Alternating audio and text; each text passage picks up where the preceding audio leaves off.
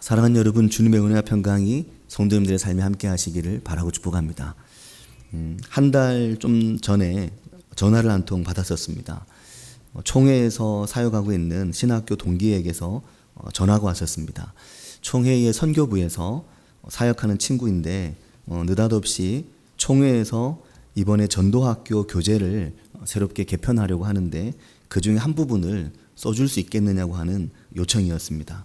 그래서 못한다고 했습니다. 내 전공이 아니다. 내가 잘하고 또 많이 해봤던 분야가 아니라서 어렵겠다라고 이야기를 했었습니다. 총회와의 관련된 작업들은 청소년 공과를 쓰는 일을 오랫동안 했지만 전도학교나 이런 쪽에 어떤 것을 해본 적이 없는 거라서 그거는 전도의 경험도 많고 또 전도를 잘하는 분들이나 전도에 대해서 소개할 만한 교회 경험이 많은 분들이 아무래도 하시는 게 좋지 않겠냐라고 말하면서 사양을 하고, 잘 찾아보면 사람 많을 거라고 하고 이제 사양을 했는데, 지난 주간에 다시 전화가 왔습니다. 그래서 그 총회에 있는 친구가 구목사가 해주면 좋겠다라는 이야기를 했습니다. 사람이 없지는 않을 건데 또 이렇게 얘기를 하니까, 그래서 원래 그런 부탁이 들어오면 제가 사양을 잘 안 하거든요. 그래서 이건 안 될 것 같아 사양을 했었는데, 다시 또 이야기를 하길래 하겠다고 하고 지난 화요일 날 종로에 있는 한국기독교 100주년 기념관에 있는 총회 국내 선교부에 가서 회의를 하기 위해 가는데 차가 너무 많이 막혔습니다.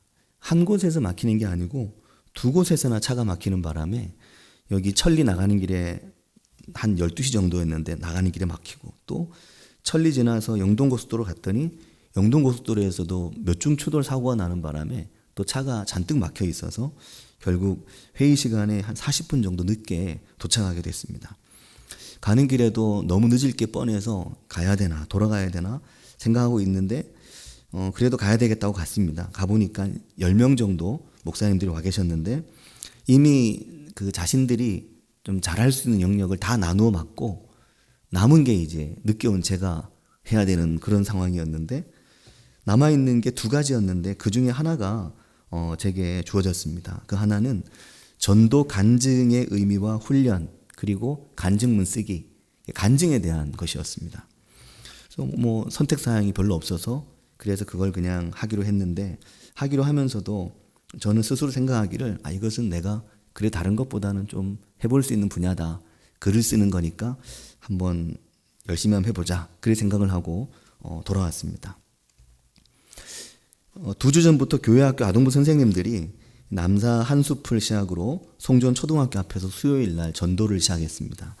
아이들에게 작은 전도용 선물을 나누어주고 아이들에게 전도를 하기 시작했는데, 코로나19 2년이 지나고 또 작년 한 해를 보내고 3년 만에 사실은 이제 거리에 나가서 아이들에게 전도를 하는 건데, 또 4월 달에 광고를 통해 말씀드린 대로 교회 안에 여러 가지 전도의 계획들이 있습니다. 이런 일련의 교회의 어떤 전도와 밖에 나가서 사람들에게 복음을 전하는 것을 또 지켜보면서, 또 3월의 셋째 주일 사순절 네 번째 주일을 맞으면서 마태복음 22장 이 혼인잔치의 비유를 어제 하루 묵상하면서 전도와 혼인잔치의 비유에 대해서 여러 가지를 생각하게 되었습니다. 사랑하는 여러분, 이번에 마태복음을 읽으면서 어떤 생각을 하고 계십니까? 예수님께서 이 말씀을 통해서 어떤 것을 오늘 우리에게 매우 강하게 말씀하고 있다는 생각이 드십니까? 그것은 교회의 교회다움입니다. 신앙의 신앙다움이고 믿음의 믿음다움이고 우리의 신앙의 갱신이고 우리 믿음의 새로움이고, 실제로 우리의 믿음을 삶으로 살아가는 것에 대해서, 내 삶을 통해 열매 맺는 삶에 대해서 마태복음은 매우 강하게 말씀을 하고 있습니다. 우리의 삶이 열매를 맺고 우리의 삶이 교회가 교회다울 때 곧 우리가 하는 전도도 빛을 보게 되고 그 전도의 열매들이 맺히게 될 것을 잘 보여주고 말하는 겁니다. 이번 주간에 예수님 말씀은 매우 강했습니다. 유대 종교 지도자들과 유대 성전을 밑바닥부터 뒤흔드는 말씀들의 연속이었습니다.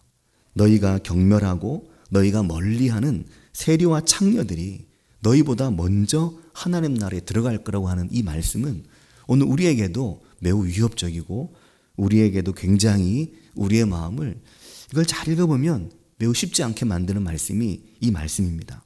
21장 31절이었었거든요. 잎사귀만 무성하고 열매가 없는 무화과 나무를 향해 하셨던 말씀은 곧 오늘의 우리와 또 교회가 과연 열매를 맺으며 풍성한 열매를 맺는 신앙의 모습으로 서 있는가 하는 질문을 우리 자신에게 하게 하는 말씀입니다. 그리고 바로 엊그제 금요일 날 새벽 말씀도 그랬습니다. 열매를 거둘 때가 가까웠다. 주님께서 우리에게 열매를 요구하신다. 그렇지 않으면 제때에 열매를 바칠 만한 다른 농부들에게 포도원을 넘기겠다라고 하시는 이 말씀은 오늘의 우리의 신앙과 우리의 믿음의 그 열매 맺음에 대해서 말씀하고 있는 겁니다. 하나님의 나라를 너희는 빼앗기고 그 나라의 열매 맺는 백성이 받으리라. 이게 무엇을 말씀합니까? 형식적으로 틀만 갖추고 있는 신앙의 구조물들을 걷어버리고 실제로 열매 맺는 그리스도인의 삶이 되고 신앙이 되지 않으면 안 된다고 하는 것을 우리에게 강하게 말씀하는 겁니다. 사랑하는 여러분, 그러면 열매 맺는 신앙은 어떤 것입니까? 내 삶이 열매를 맺는다? 우리의 삶에 대한 것입니다. 내가 열매를 맺는다? 우리의 삶에 대한 것입니다. 오늘 우리가 어떤 삶을 살아가는가? 오늘 우리가 어떤 그리스도인으로 살아가는가? 이것에 대해 말씀하고 계시는 겁니다. 전도를 얼마나 하느냐? 얼마나 교회를 보기 좋게 그럴듯하게 세워가느냐? 이런 것을 훨씬 넘어서는 겁니다. 얼마나 우리가 교회를 중심으로 살아가느냐? 교회 중심의 이야기를 훨씬 뛰어넘는 겁니다. 내 삶을 통해 어떤 그리스도인으로 어떤 하나님의 부름을 받은 열매 맺는 신앙인으로 살아가고 있는가? 이것에 대해서 묻는 겁니다. 만일 주님께서 교회를 중심으로 어떤 것을 얘기하고 자셨다면 주님께서 유대 성전을 몰아내시고 유대 종교 지도자들을 몰아내시고 그 자리에 새로운 성전을 지으셨을 겁니다. 그러나 주님께서 그렇게 하지 않으셨거든요. 도리어 성전은 위로부터 아래까지 성전의 성소와 지성소를 맡고 있는 휘장을 찢어버리셨습니다. 성전의 개념 자체를 바꾸신 것입니다. 주님께서 십자가에서 죽으시던 날에 성전의 휘장이 위로부터 아래까지 찢어지면서 주님께서 우리 안에 사실상 교회 시대를 열어주신 것입니다. 주님께서 공생애 내내 싸운 유일한 대상은 종교 지도자들이었습니다. 그들과 공생애 내내 싸우시고 다투셨거든요. 누구 다른 이들과 싸우지 않으셨습니다. 세리와 싸우지 않으셨고 창기와 싸우지 않으셨습니다. 종교 지도자들과 계속해서 싸우셨습니다. 예수님을 따라다녔던 유대 군중이나 로마 군병과 싸우지 않으셨습니다. 그들과의 싸움은 오히려 다 져주는 것이었고 군병들에게도 그 모욕을 받으면서도 다 매맞고 침뱉음을 그냥 당하셨습니다. 주님의 싸움의 대상은 삐뚤어지고 타락해 있는 유대 성전이었고 유대 종교 지도자들이었습니다. 대제사장과 바리새인과 율법사와 서기관들이었습니다. 그들의 잘못된 성전에 대한 운영, 그들의 잘못된 성전의 속에서의 가르침, 그들의 잘못되고 타락된 그들의 욕심과 사리 사욕만을 채우고 있는 것에 대한 주님의 책망과 싸움은 마태복음 복음서 내내 이어집니다. 그러면서 주님께서 요구하시는 것이 무엇입니까? 열매 맺는 삶입니다. 너희에게 열매가 있느냐? 너희가 어떻게 살아가고 있느냐? 이걸 물으시는 겁니다. 열매 맺는 삶이 무엇입니까? 좋은 땅이 많은 열매를 맺었다고 했는데 100배, 60배, 30배 결실을 하는 좋은 열매를 많이 맺는 열매 맺는 삶이 무엇입니까?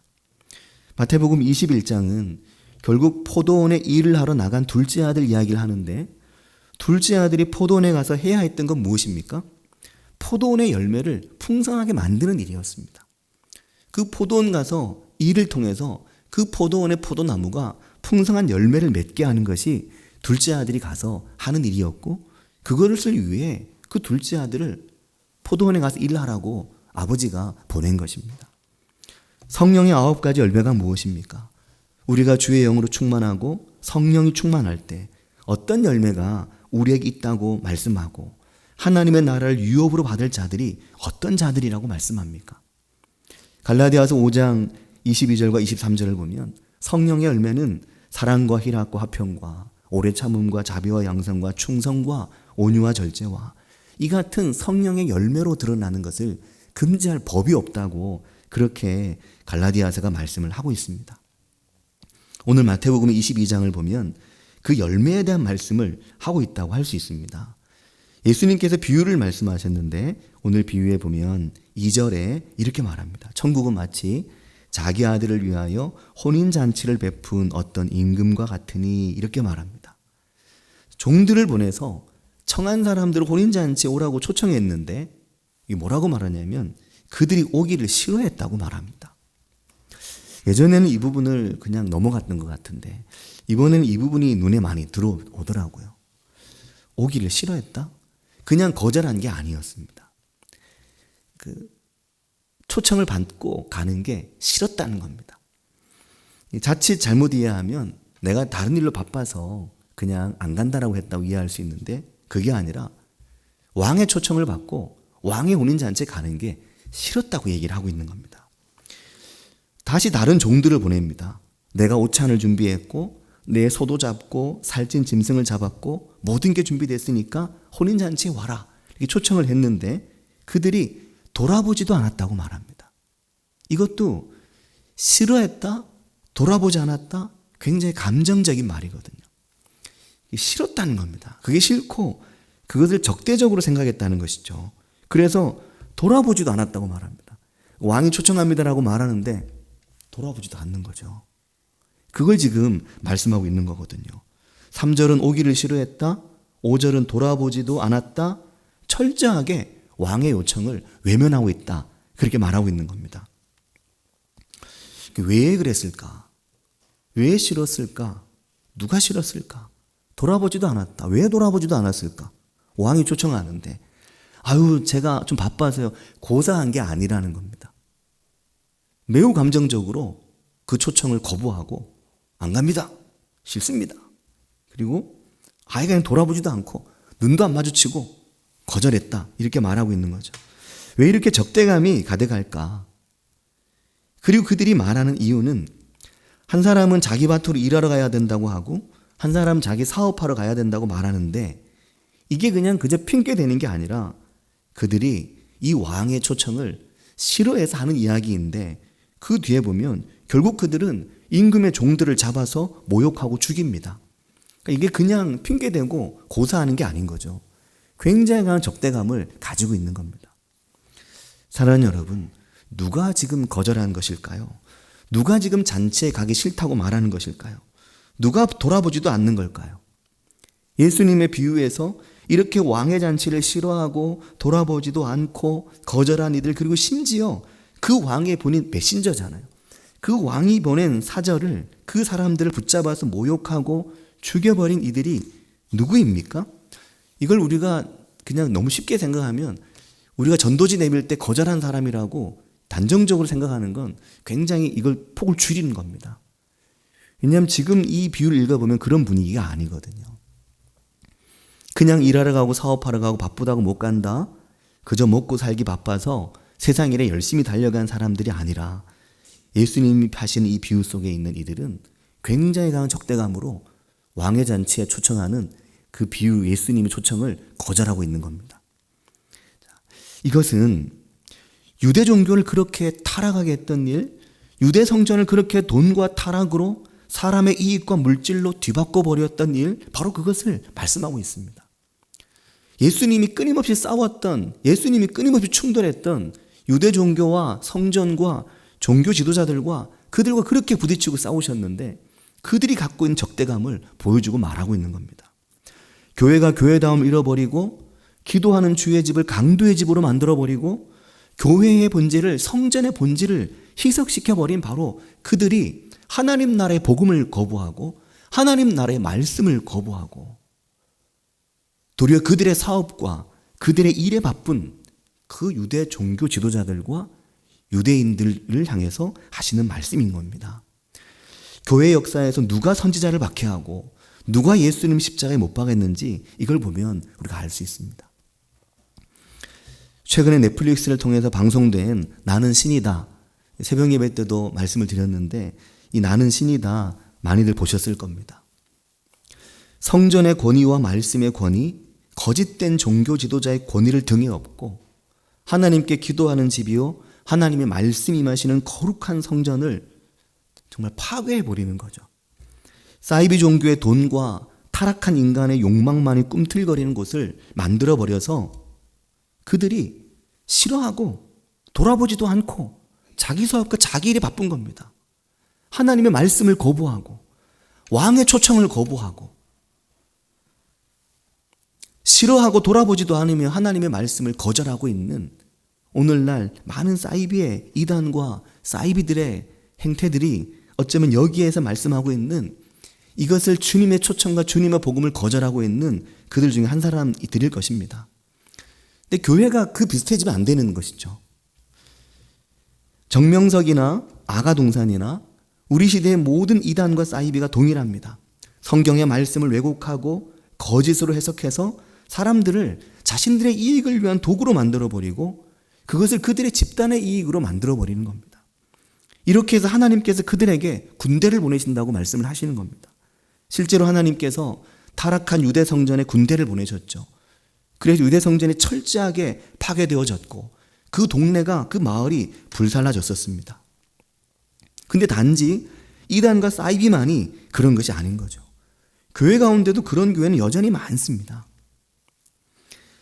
많은데도 또 잘 되는 교회들도 많습니다. 여전히 수많은 사람들이 거길 또 다닙니다. 우리가 사이비들의 이걸 보면 이해하지 못하는 게 그거지 않습니까? 어떻게 배울 만큼 배운 사람들이, 어떻게 알 만큼 알 만한 사람들이 저기 가서 저러고 있지? 이해를 못하는 겁니다. 오늘날 그리스도의 복음이 전해지는 곳곳에서 잘못된 교회, 잘못된 신앙을 가진 이들 때문에 복음이 어려움을 겪는 거죠. 왕의 초청과 왕의 복음이 위기를 겪는 겁니다. 복음을 전하고 사람들을 불러오라고 초청을 하고 초청장을 내밀어도 사람들이 거부합니다. 안 가겠다고 말합니다. JMS나 아가동산도 아마 처음에는 정상적인 교회에서 출발했을 겁니다. 근데 그렇게 정말 터무니없이 타락하고 변질되어 버린 거죠.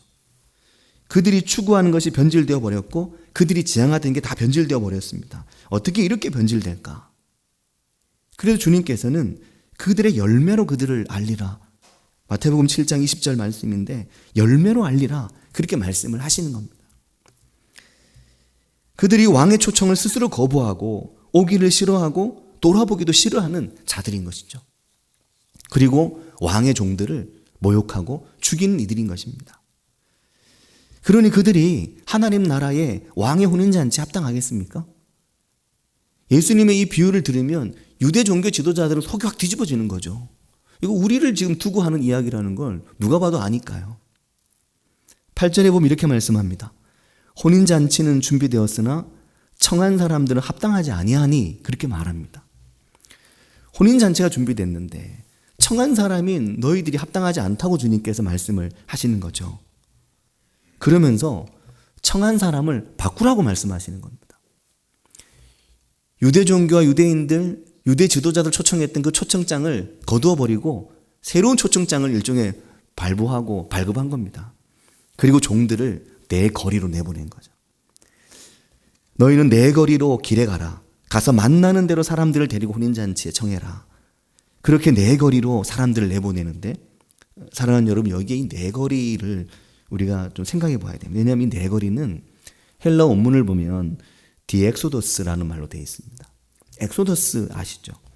출애굽기 이름이거든요. 근데 이 엑소더스라고 하는 뜻은 출구, 빠져나가는 길을 말합니다. 이 헬러 안에서 이 내거리라고 하는 말은 요즘 송전 같은 송전 여기 사거리, 송전에 사람 많이 있는 곳, 사람 많이 붐비는 곳, 그곳을 말하는 의미가 아니고 지금은 이제 도시와 도시가 거의 길로 연결됐고 도시와 도시가 뚝뚝 떨어져 있지 않잖아요. 대부분에는. 시골 가면 아직도 뭐 한참 가야 또 마을이 나오는 경우가 없지 않아 있지만 요즘은 대부분 마을과 마을이 거의 붙어 있습니다.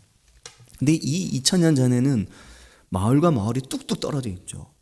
마을에서 그 다음 마을로 가려면 뭐 길도 없고 길이 있어도 뭐 길 같지 않은 그런 상황들이 많았죠. 이때는 로마가 그렇게 부흥할 수밖에 없었던 건 도로를 만든 것 때문이라고 하지 않습니까? 내거리가 어딜 말하냐면 마을에서 빠져나가는 그 출구를 말하는 겁니다.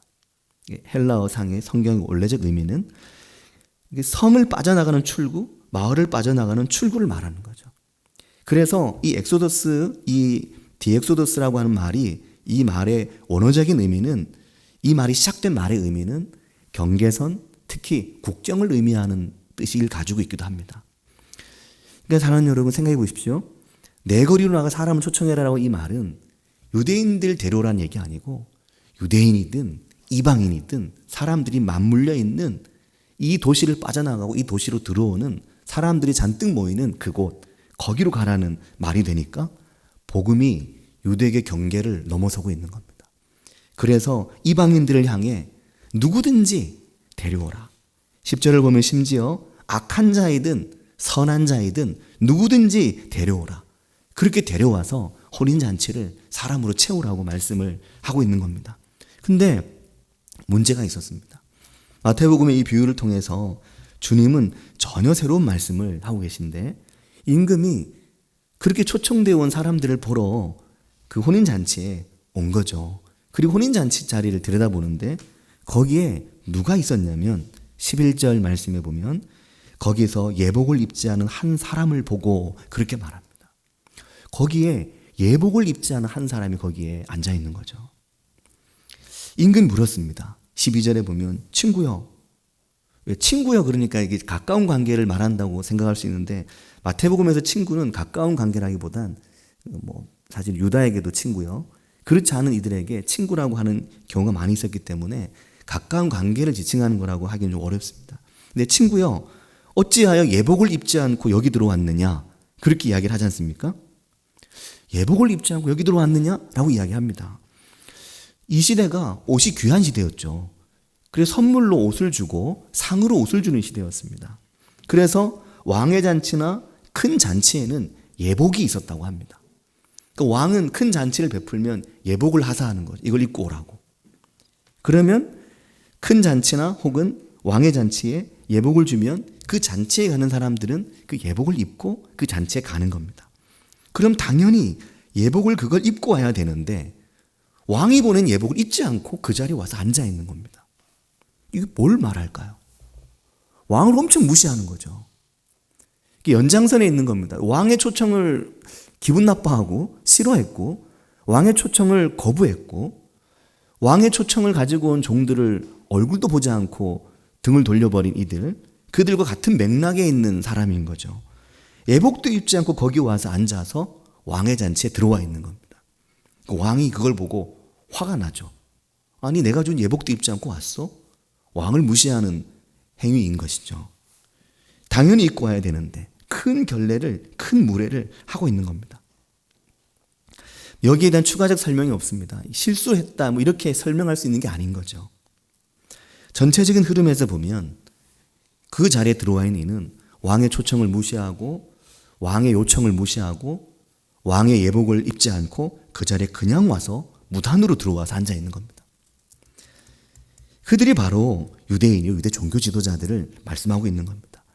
열매 없는 무화과 나무와 같이 열매 없는 이들, 복음의 능력은 상실하고 말씀에서 떠난 이들, 열매 맺는 일에는 관심이 없고 열매를 거둘 때가 되었고 열매를 드릴 때가 되었지만 내놓을 열매가 없이 그 열매에 대한 사모함이나 그 열매에 대한 사랑이나 그 하나님의 은혜에 대한 감격이나 그 은혜에 대한 감동이나 이것이 전혀 없이 그냥 있는 이에 대해서 말씀을 하고 있는 겁니다.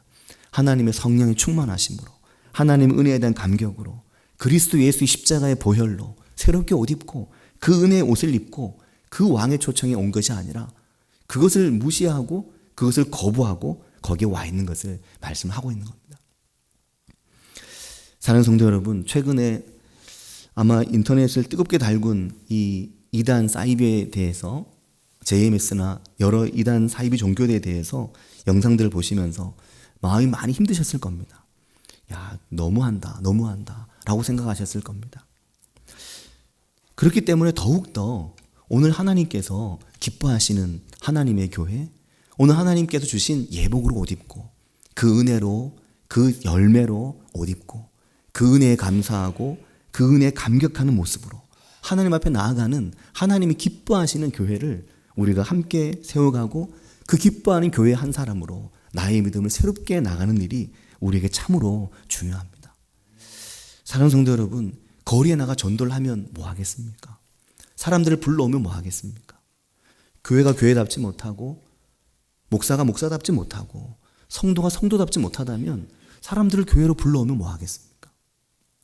사람들을 교회로 불러오고 초청할 때는 교회가 교회다워야 되고 교회가 하나님의 은혜로 충만해야 되고 교회가 하나님의 성령의 기름 부심으로 충만해야, 그래야 사람들을 교회로 불러서 함께 하나님 나라의 백성이 되고 함께 하나님 나라의 예복을 입은 교회가 되고, 그래서 그들이 또 나가서 누군가를 또 데려오고 그들이 나가서 또 누군가를 또 데려오고 하지 않겠습니까?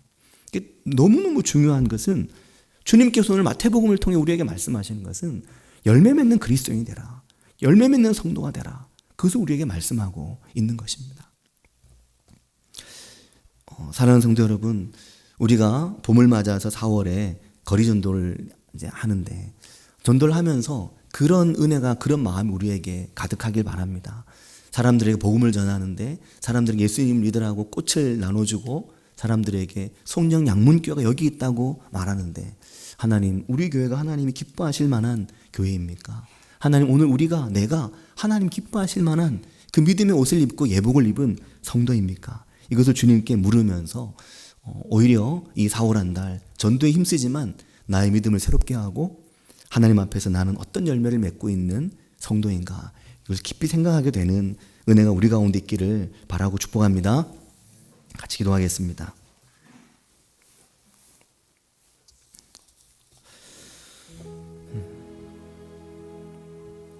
주님께서 너는 어떻게 예복을 입지 않고 여기 들어왔느냐라고 그에게 이야기하셨습니다. 마태복음 22장에 계속해서 흐르고 있는 이 긴장감, 예수님의 말씀을 싫어하고 예수님을 향해 등을 돌린 이들을 보게 되는데, 오늘 내 믿음이, 내 신앙이 어떤 모습인가, 나는 어떤 열매를 맺으며 살고 있는가, 이것을 우리가 깊이 우리 자신을 돌아보고 우리 믿음의 모습을, 우리 신앙의 모습을, 하나님 앞에서 내 믿음의 어떤 모습을 꺼내놓고 하나님 제 믿음을 새롭게 해주시고 하나님 그리스도 예수의 십자가 보혈의 그 예복을 입은 성도로 주님 제가 서길 원합니다. 같이 한 목소리로 기도하겠습니다. 하나님 아버지 은사를 감사합니다. 주님, 오늘 저희를 하나님의 교회에 부르셔서 저희가 성도로, 저희가 직분자로, 또 주님 저희를 교회로 묶어주시고 불러주셨는데, 하나님 아버지, 왕의 초청을 받은 우리가 왕의 초청 앞에 얼마나 우리의 예복을 준비하며, 얼마나 우리의 옷을 준비하며, 얼마나 우리의 믿음을 준비하며, 얼마나 우리의 신앙을 새롭게 하며 그 왕의 초청 앞에 서 있는지 우리를 주님 돌아보게 해주시기를 주님 원합니다.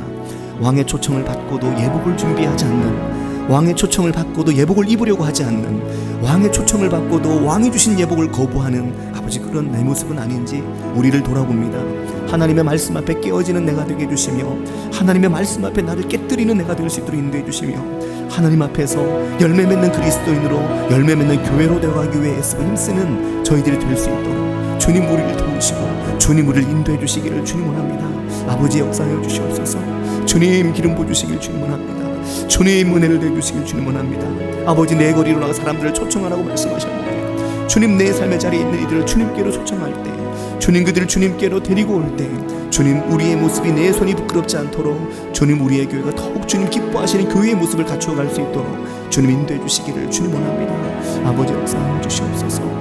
주님 은혜를 내주시기를 주님 원합니다. 아버지, 주님 오늘 우리와 함께 하시길 주님 원합니다. 아버지, 주님 역사하여 주시옵소서.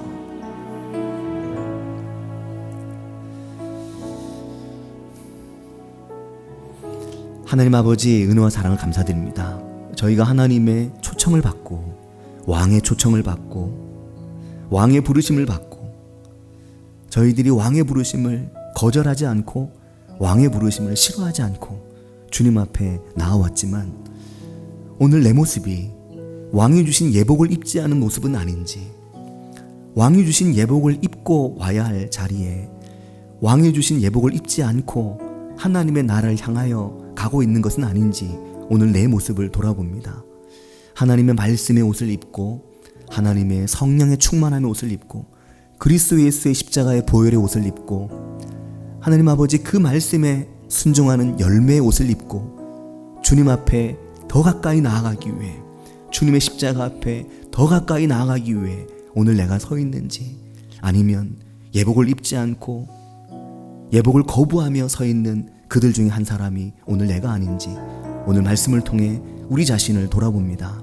하나님 아버지, 오늘 우리 교회가 또 오늘 우리의 믿음이 하나님 앞에서 하나님 주신 아름다운 예복을 입는 그리스도인의 모습으로 세워져 가도록 주님 우리를 도우시고 인도해 주시기를 주님 원합니다. 하나님 아버지, 요한계시록의 마지막에 주님의 칭찬과 혹은 주님의 책망을 받았던 교회들의 모습을 보며 주님, 오늘 우리는 주님께 칭찬받을 교회인지 아니면 주님께 책망받을 교회인지 우리 자신의 모습을 깊이 돌아보는 저희들이 될 수 있도록 인도해 주시며, 주님 오늘도 이 말씀을 통해서 우리에게 말씀을 주시며 오늘 너희에게 나의 사랑을 전하고 오늘 너희에게 나의 마음을 전하니 너희가 이 말과 이 말씀 앞에 순종하라고 말씀하시는 하나님의 음성을 듣고 주님 이 말씀의 길로 기꺼이 나아가는 저희들이 되게 해주시기를 주님 원합니다. 주님 저희와 함께 하시기를 바라고 나오며 예수님의 이름으로 기도합니다. 아멘.